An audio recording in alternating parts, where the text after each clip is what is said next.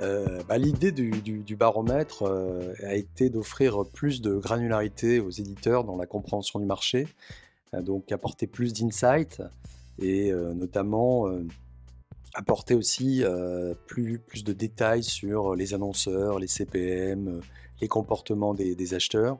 L'idée, c'est surtout pour un éditeur de mieux comprendre ce qui se passe. Aujourd'hui, il y a peu d'études.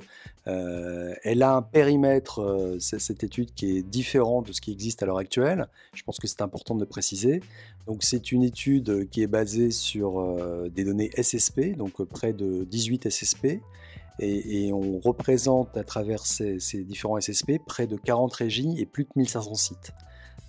Donc c'est un échantillon qui est tout à fait représentatif du marché, mais qui ne donne pas l'intégralité du marché. C'est pour ça que la plupart du temps, on va raisonner non pas en valeur absolue, mais en structure.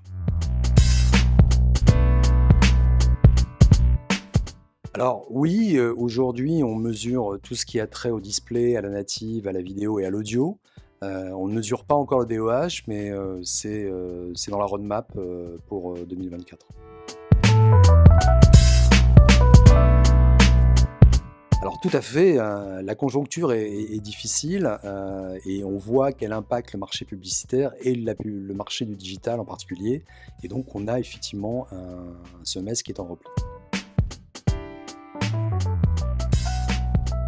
Alors je crois que c'est très difficile aujourd'hui d'offrir un pronostic. On le voit bien, les économistes, certains parlent de récession, d'autres de croissance. Donc je crois qu'à l'heure actuelle, avec ce qui se passe, l'inflation, le coût des matières premières qui est renchéri, la difficulté à répercuter les marges qui disparaissent pour les annonceurs et de le faire subir aux particuliers. Tout ça complique un peu l'environnement économique et c'est très difficile de se prononcer, de savoir s'il y aura croissance ou pas.